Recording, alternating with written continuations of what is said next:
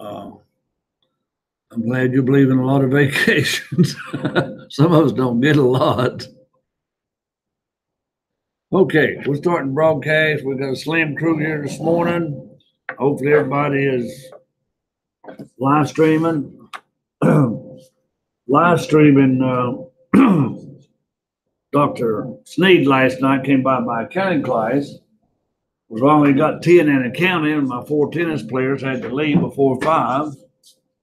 I got a married couple in there, and the wife is pregnant, and she's due in November, and her back hurt her too much. So I was down to 3 in class. But Dr. Sneed come by, he was down to 1. Live streaming is good if you use it good. If you just use it as an excuse to stay home and stay in bed, a lot of people procrastinate, never watch these live streams.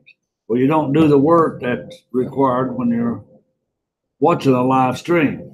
So live stream can be good or bad. It's the present. We got to roll with it, whether we believe with it or not. We got the best setup possible. In live streaming, you can watch it now, or you can watch it later, or what have you, or you can watch it twice, and so on. Well, I want you to turn back to page 268 real quick in your textbook. Page 268 in your textbook. And we know we've been on profit margin analysis, and back in the other chapter, we did contribution margin ratios and break-evens and leverage and so forth. But we were still talking about contribution margin. So does this chapter, variable cost. Now we mentioned other costs, variable and fixed. Now we had one little problem. Back at the end of chapter 5, we worked after the test, the high-low method, which will be on your next test. Okay? That was to separate fixed cost and variable cost. But look at page 289. I want you to look at the examples here under traceable and common and the segment margin. I want you to look at the examples they give you for traceable costs. The salary of a Fritos product manager at Pepsi-Cola. So does Pepsi-Cola own Fritos? They do.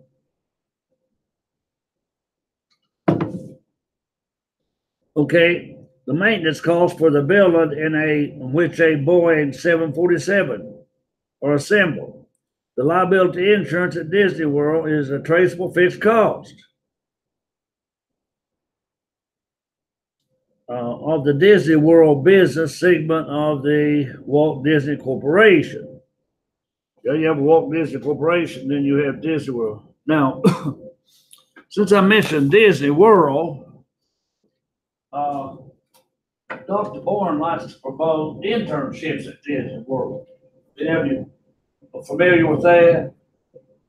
Mark, you're familiar with it? How'd you learn about it? I talked to him about it a little bit. I was interested in it for about.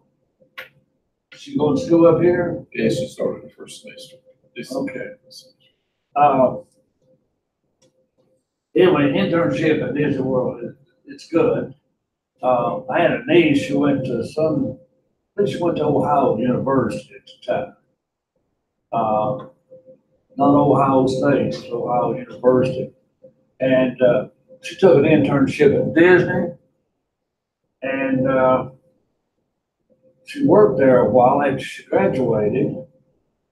And she left Disney, but she went back as one of the restaurant managers. And now she's in human resources, and she helps with a lot of the interns. She was on the intern program for a while more. But if your daughter's interested in it, when the time comes, I can call her and get some information. Okay. But it is a good internship. Okay. If you're interested, see Dr. Paul. Okay. You think Disney needs liability insurance down at that theme park in Orlando? I think so. But anyway, those are traceable costs, you know, right where they go to. But look at some common fixed costs. The salary of the CEO of General Motors. These are common fixed costs. General Motors covers, I guess, GMC and Cadillac and Corvette and Chevrolet, Buick. They quit building the Oldsmobile and Pontiac, didn't they? Okay. All right. The cost of heating a Kroger or a Safeway. You know, when you walk into a Kroger, it's heated. It's got a lot of departments. Same thing with Walmart and Roses and the old used to be Kmart and so on. The cost of the receptionist's salary at a office shared by a number of doctors is a common fixed cost. Right? You may go up to a clinic or a hospital and this receptionist works for 5 or 6 doctors back in the same area. It's a common fixed cost. Okay. Now, with that in mind, we have some problems we need to look at for the day to try to get these statements. And Monique gave me those problems. Monique, what were those again? I wrote them down, but got paper scattered. 4, 5, 6, and 7. All right, let's look at those first, and we'll look at other things in the chapter. These segments, we got to really try to zero in on a segment, and there's still some more break-even analysis in the chapter. But we'll look at the problems first. Now, has anybody worked on the Excel problem for this chapter? Well, please do so. And I always encourage you to do those on every chapter, the Excel problems.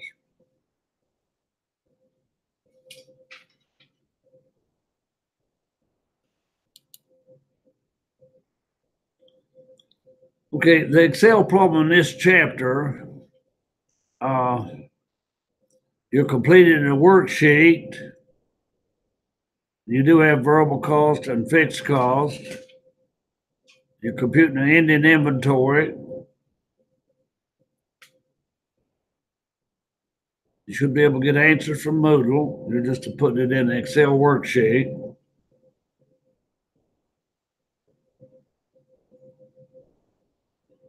Nobody started on that yet? How long are you? I just put all the information in so far, just first worksheet. I haven't started the actual problem yet. But these Excel problems usually go along with the chapter, but they also add some other stuff. That's a long Excel problem. You definitely deserve a bonus for doing that one. Is it one problem? Yeah. Just one? It's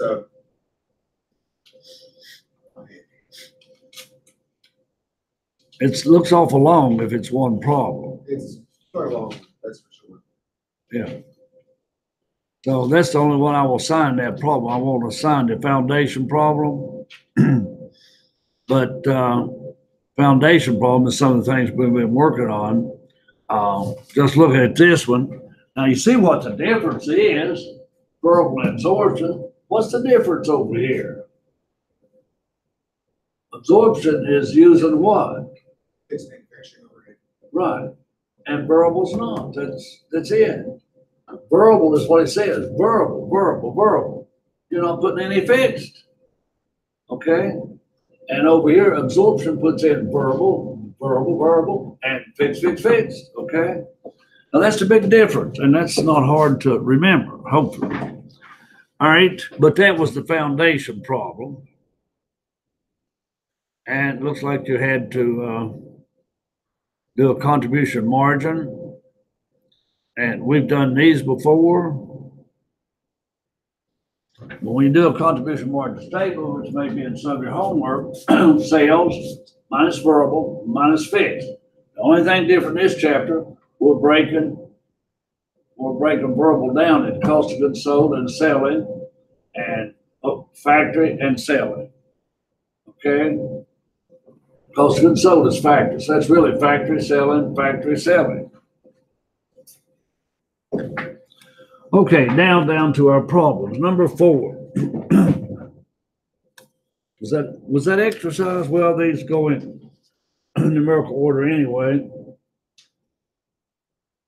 Basic segmentation income statement.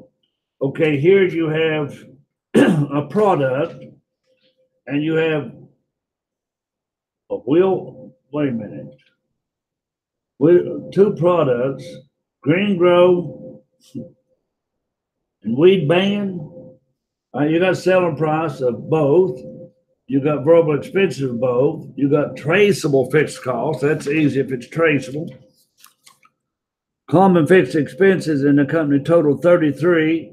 Last year, the company produced and sold 15 of Weed Ban and 28 of Green Grow.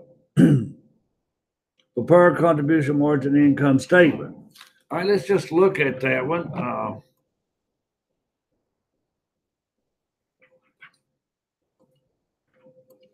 The foundation problem had a lot in it too.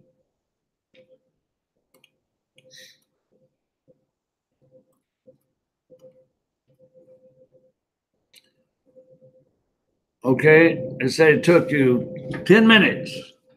Monet, you do it in 5? No? Okay. All right. Weed Ban and Green Grow. Gave you their sales, add them together.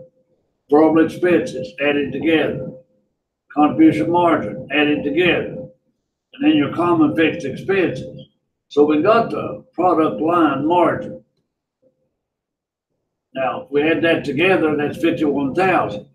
But here's some common fixed expenses that you can't trace to either product. So your total net operating income is 18.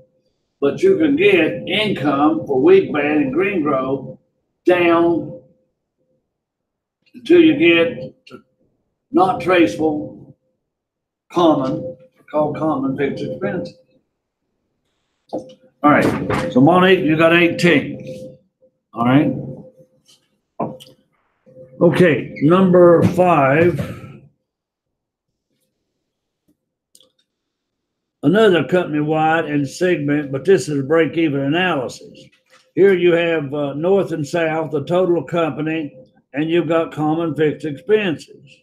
So what you see for number 5 is pretty much what you see for number 4. But they give you, starting out with number 5. Okay, it says compute the company-wide break-even point in dollar sales. Okay. Bayard, did you get that one? Yeah. 425,000. All right. Says 30 minutes on this one.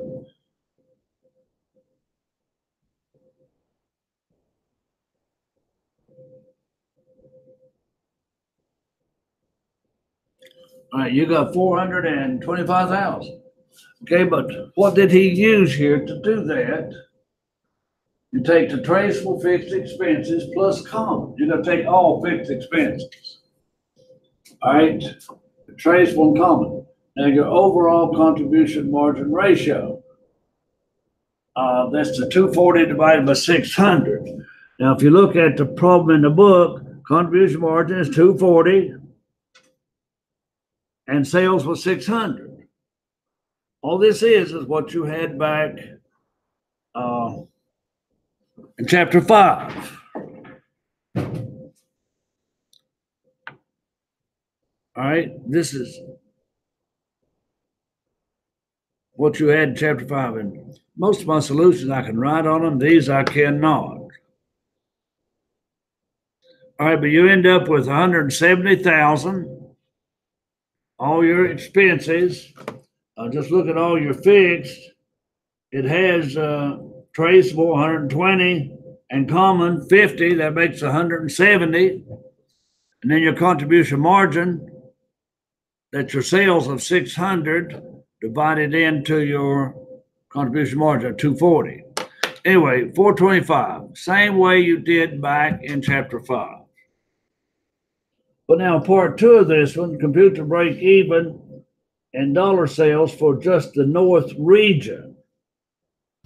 Now, Mark, did you get that one? Yeah. What have you got? 200,000. Oh, wait. 60 cents, 200,000, yeah. Break even. All right. Now, for the North region, you took 60,000 is their fixed expenses, right? And we have no traceable there. I mean, we have no common. Now, the 120 is their contribution margin. What is divided by 400? That's sales. Okay. To give you a percent. Again, this is just contribution margin. Now, what if you took sales? Now, what was 120? That was your fixed, Your what? or no, Variable cost or contribution margin? contribution margin. All right, now let's take 400. Let's look at this. This is what the North. 400 minus 280 leaves 120. All right.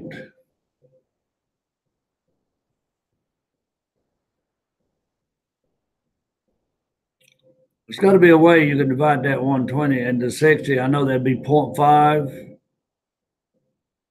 We'll have to break that down in units. We'll find it in dollars, but I'm trying to say you can also find it in units. But here, if we know how many units we sell, we can, of course, divide that into 200 and see how many units. Okay.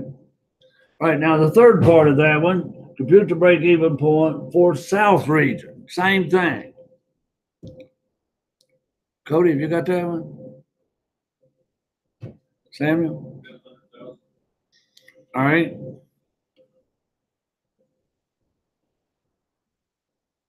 $100,000. Okay, so it's just a revisit of break even. You shouldn't have any trouble with that. You're just trying to find break even for the overall company, break even for two different segments. Okay. All right, and your next problem was number 6. Variable and absorption costing, unit product cost, and income statements. Now, required, assume the company uses absorption costing, compute the unit cost, prepare an income statement. Assume the company uses variable costing, compute the unit cost, and do an income statement. That's the main part of the chapter, is do an absorption or variable income statement. Did you get anything on that one? What'd you get for absorption cost and the unit cost? 30. How about under variable cost? 15.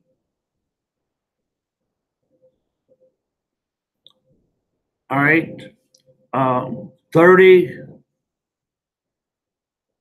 All right. Absorption cost and unit cost. And okay, I asked you an answer too quick there. So A on both 1 and 2.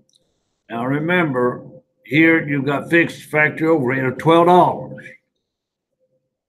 And here you don't. Okay? The big difference. Now to do income statements, absorption costing is what you did in chapter 2 of principles. You took sales, well, probably didn't get to chapter 5, to merchandise business. But you took sales minus cost of goods sold, gross margin, minus sale administrative expense is net operating income. My principal student had to do one of these this morning and hand it in on chapter 6 in accounting principles. Okay, but this is the new one where you have just variable cost, here's your contribution margin, and then pay your fixed cost. I mean, take out your fixed cost, not pay it. $70,000. Okay. Okay, we're repeating ourselves a lot. That's okay. Now, number 7, segmented income statement. Now, these first little exercises pretty much covers the whole chapter. Your 2 statements, your segments, and your break even. Okay, number 7, prepare an income statement for Shannon Company that uses contribution margin and segmented by divisions. In addition, the company has a hold and for cash segment. Show each item on the segmented income statement as a % of sales. That's the only thing different about this problem. Now, sorting everything out in that first paragraph on exercise 7. I won't pick on anyone. All right. North, sales, verbal, traceable fixed, margin. South, okay, the margin. When they broke it all into percent, sales is 100%. So divide sales and any other number. How did they get this? Now right here, 500 into 270 is 54. 300 into 150 is 50. 200 into 120 would be what? It's 60. There's 60 over here somewhere. All right. And then here you're just doing a vertical analysis. You've seen that maybe somebody in intermediate, but definitely in principal. Vertical analysis is all that is. All right. Common fixed expenses, 90,000. Taken away from the whole, and then net operating income, I guess 20%, 2%. Yeah. All right, so 18% from 20 is 2, or you can divide 500 into 10 is also 2. So some of these you can subtract, but you can divide. So that is no different than doing any other back on problem. First one we did today. Now that was supposed to take 10 minutes. Okay. And I'm thinking every one of these took 10 minutes, but one took 30. So 130 and 3 10s is 1 hour of homework. That's not bad. Okay. And some of you did that. Some of you didn't. All right. Now I'm going to give you some more assignments before we move on. We're not finished with this chapter, so I want you to do exercise 9. We want to practice these enough that you will get them. I want you to do exercise 12.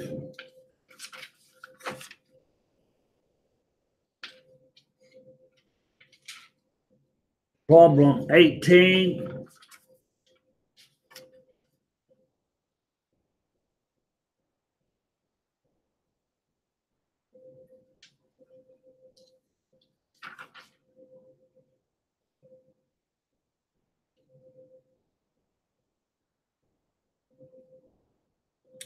Probably problem 22. I was trying to look.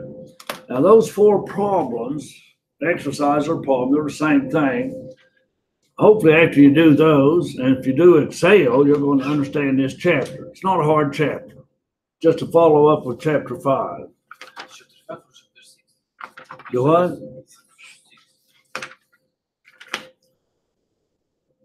All right, now there is a appendix in the chapter, and I'm going to see if it's necessary or not. The appendix is not necessary. Super variable costing. Okay. Not necessary. So we'll skip it.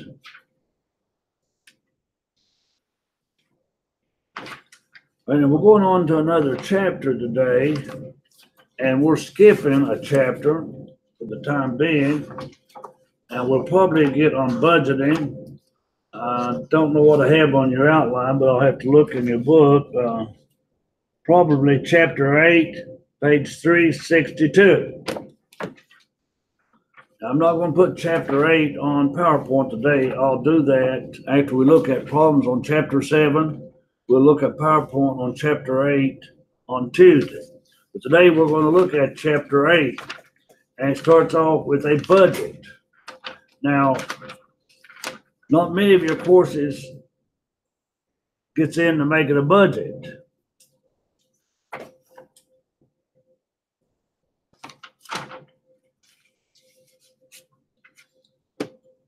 Okay. Mark, do you do a home budget? Yeah, somewhat. What do you mean, somewhat? I budget for everything. You write it down, plan it? I have envelopes to put money into. All right, you got an envelope for the house payment or rent, or you got an envelope for food? There's stuff that I've saved back for. Car money in case something breaks down. You got a little emergency fund there. Sam, you're married, aren't you? You do a budget? I watch over my budget, make sure she don't budget. Correct. Make sure what? Make sure she don't have an extra envelope set aside budget. Oh. You know, some of these deceptive housewives can do that. All right. I've got brothers to prove that with ex-wives. That extra envelope they took with them. Every time I go home at night, or after I get home from work, she's always got tags laying out, so she's pulled off a new load. We don't have any money in the bank. I don't know where she gets it. That extra envelope, maybe. All I'm saying, unless you have money and you don't have money problems, you don't have to worry about money, you ought to do a budget. All right?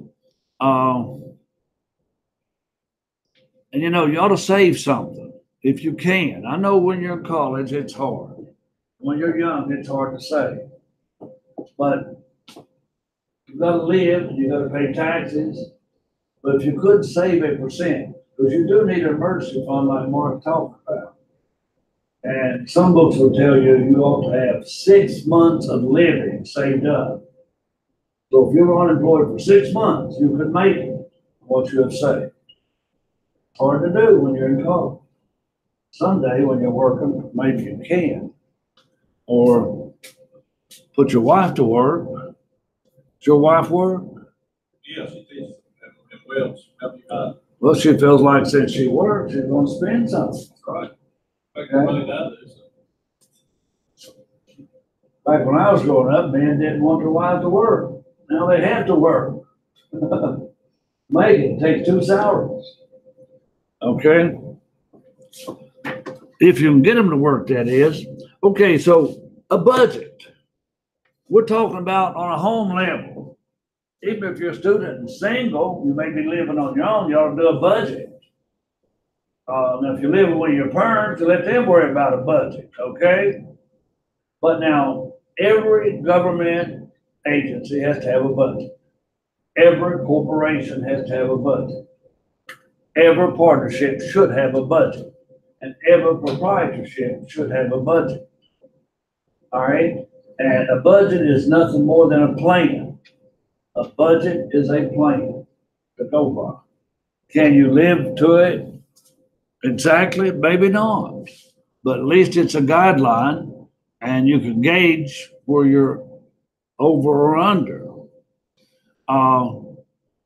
In a household budget, we always have emergencies, don't we? Okay, now how about those businesses down in Panama City, Florida, that's predicting so much income, restaurants and hotels for the rest of this year? Is it going to happen? They probably got blown away pretty much yesterday, didn't they? So their budget is broke all to pieces because they're not going to be in business, really, or especially for a long time. All right. Now,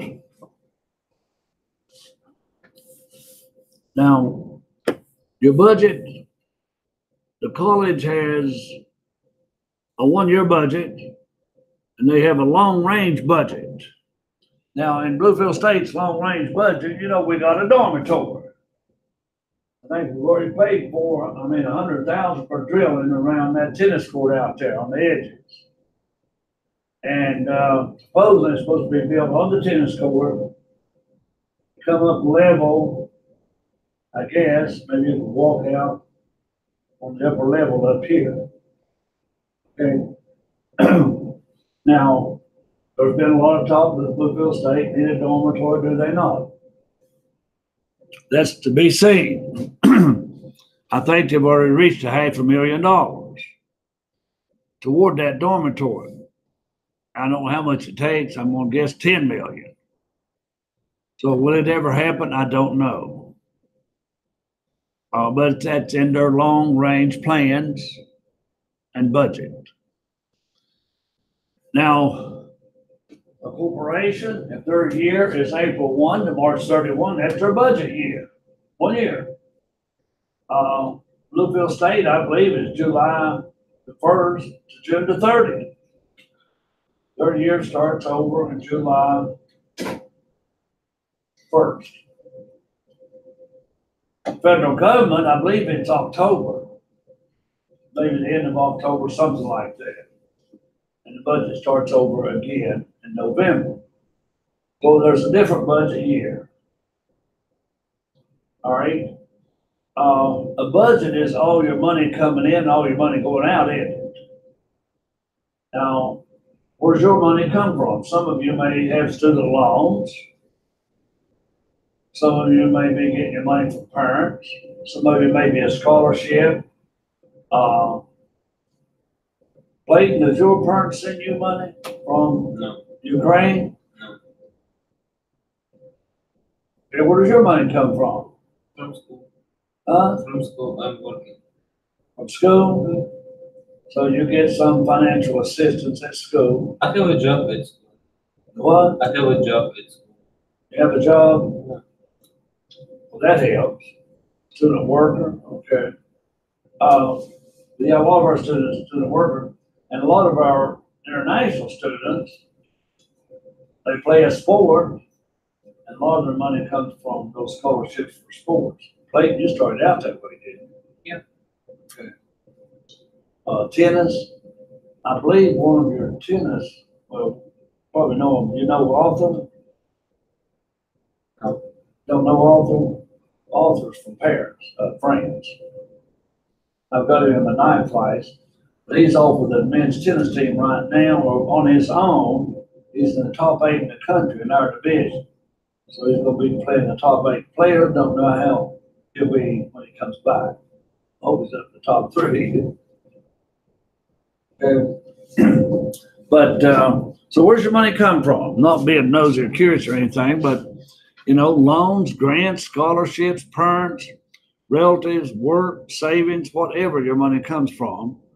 You know how much is coming in, and you know what it has to go for.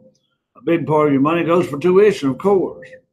And then, of course, some company's going to rob you for book prices.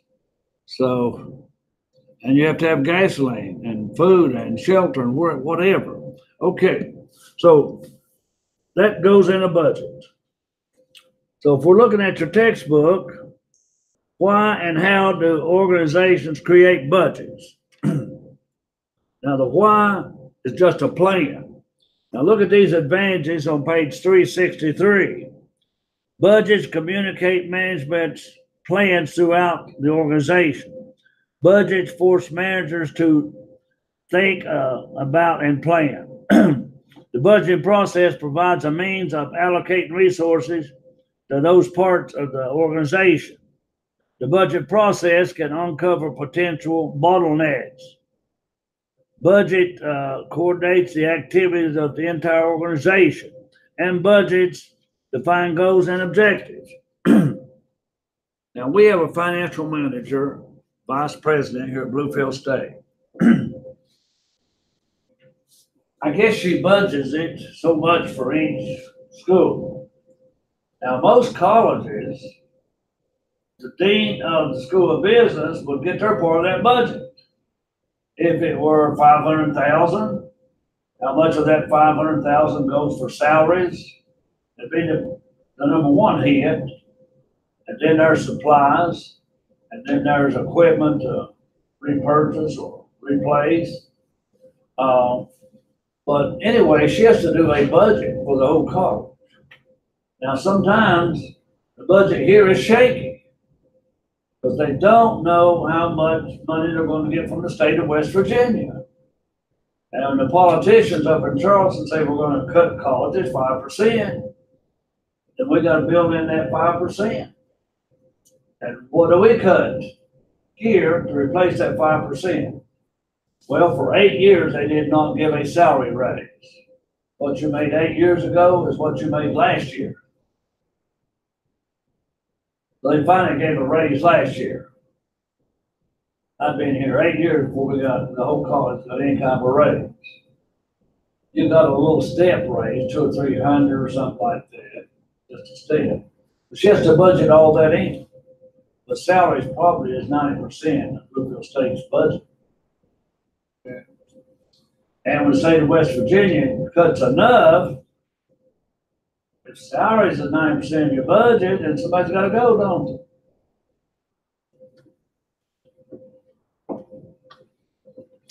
All right. They don't replace people that retire. So we've had a lot of people in the School of Business that have not been replaced. We finally got them to replace an accounting professor, but we've lost other positions and did not get them replaced. Okay, so there are advantages of a budget. It's a plan.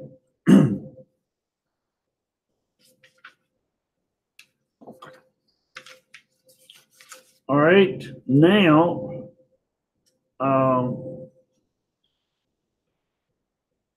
we're going to look at the master budget, but I want to show you a lot of little budgets, I guess, first. Not worried about the master budget. Okay, page 372 in a factory. Your sales budget is a big one. Master budget is part of the sales budget. So the sales budget is important because we got to place our production budget around it, our materials purchasing budget or whatever. There are a lot of little budgets here in a factory that goes into play. All right. Now sales, we got to forecast sales. Look at the bottom of page 372.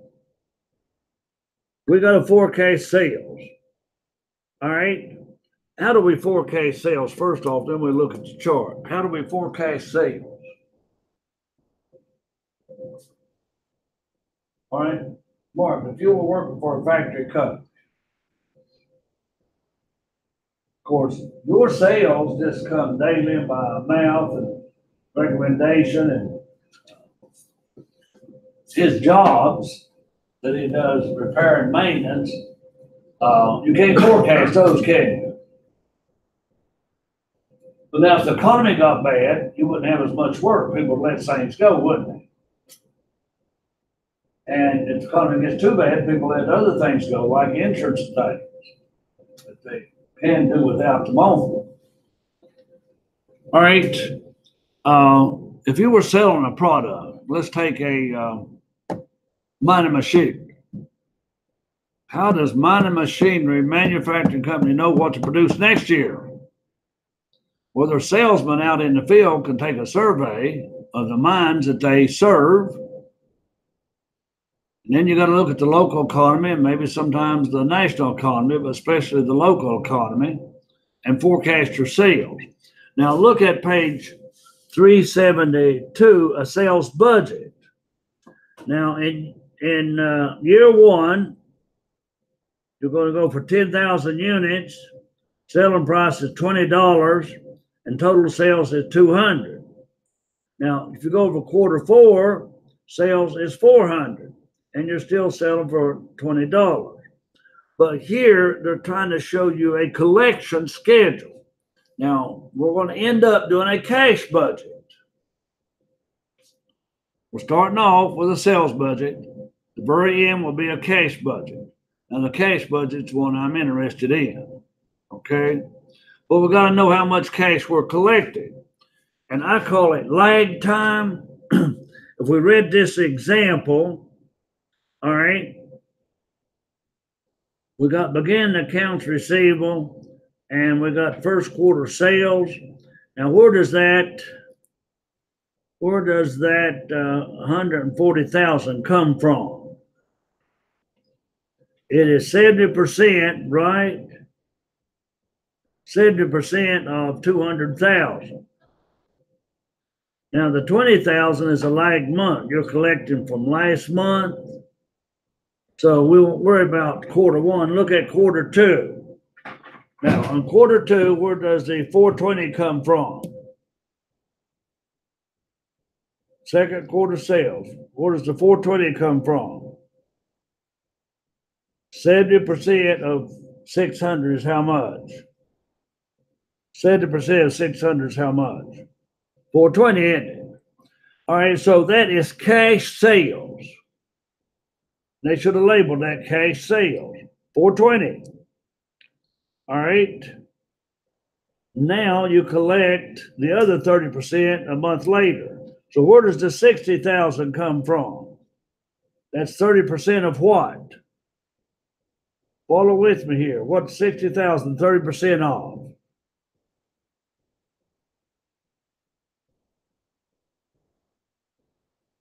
$600,000. No, 200. It's lagged 1 month. You got to backtrack 1 month, Mark. 200,000 times 30%. Now let's see if we can get that straight with quarter three. Where does the 560 come from? Anybody, where's the 560 come from?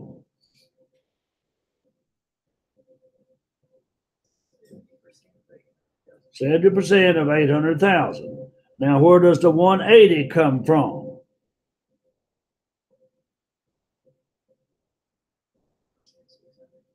%30 of last month's sales. That's 1 month lag, okay? Now you'll get 2 and 3 month lag. So we're going to have to practice with cash collections to be part of your, you can't have a cash budget unless you have cash. Then we'll decide where we spend it. Okay, a production budget. Now, if we're going to sell 40,000 units in quarter three, we better have it produced, hadn't we? So we've got to have a production budget. Now look at page 374.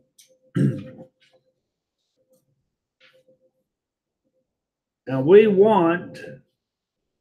looking up here at this budget, quarter one, we want 10,000 units.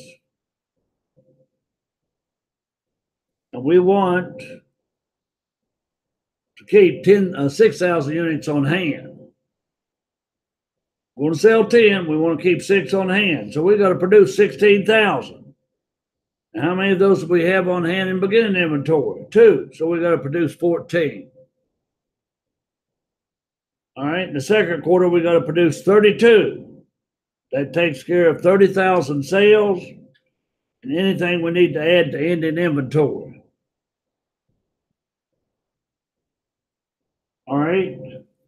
Then we need a direct materials budget. Look at page 375. All right. Number one, we got to produce 14,000 units. Units of raw materials needed for each item, 16. Okay, so we're going to do then a raw materials budget. Then we have a direct labor budget, how much wages we're paying out for those 14,000 units. And then we have a manufacturing overhead budget. And then we have look at page 376, if you would, 378.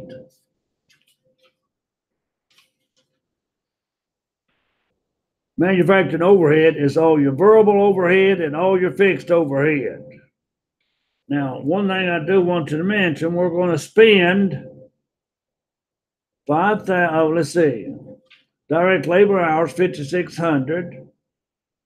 $4 per unit for overhead. So your variable manufacturing overhead is 22.4. Fixed factory overhead is 60. That's 83,000 we have to come up with. Now, 15,000 depreciation is in there. And my question is, why do you take out the 15,000 depreciation? We're saying our total factory overhead expenses is 83. Why do we take out 15 to reduce that to 68? It's a simple answer, folks. Can you give it to me? You do not pay money out for depreciation expense. All right, it's a non-cash expense. So we don't need cash to pay for depreciation expense, but we need cash for salary expense and materials and indirect labor and so on. All right, then you got an ending finished goods budget. Then you got a sale and administrative expense budget. That brings us up to 280. Now, that's the one you'll have on a test. On your next test, in addition to the high-low method and whatever else we cover, a verbal income statement and absorption income statement, you will have a cash budget. So everything in this chapter leads up to a cash budget. But we can practice cash budgets alone, not do all those other little budgets, as long as we have some of that input. So look at a cash budget. If I can find the page 382. Okay, beginning cash balance. And we're going to add cash receipts. That's the first budget. Your selling budget, how much of that are we collecting in cash? All right. And then you got to take out your direct materials and labor and overhead and selling expense as expenses. Then you may buy equipment and you may pay dividends. Okay. Now you're going to get down to look down at line 19. What happened in the first and second quarter? Line 19, what happened in the first and second quarter? Loss. You had losses. That's where you need to have a line of credit at the bank, where you can borrow money on a quick notice. Now, it'd be a shame to not have money to pay your employees, wouldn't it? Morale would go down big time. Okay, so this is our end goal for this chapter, is to do a cash budget. Okay, so now you got to borrow money and you want a certain balance to start with next month. So bottom line, we find ending cash balance. Now that's our goal in this chapter, and we'll look at it on PowerPoint come Tuesday after we look at some of the homework. All right, you know what you're in for this chapter, so another assignment is to read this chapter. Skip chapter 7 and read chapter 8, okay? And you're free to go today. We finished a few minutes early.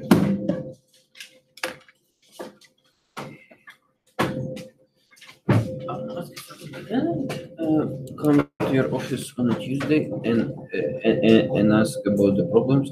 I have another test to take and I have to do this homework. All right, and have you had a chance to watch any of the videotapes? I send you email. I watched one, but it's very confusing. I start watching another one. You saying page this, after you said it's chapter 5, and after I did mistake, it's 4. For me, it's really very confusing. Oh, okay. I mean, it's not. Well, that, it could be. I agree with that, but we'll come to me Tuesday and we'll go over what you need to know. Okay. Doing it.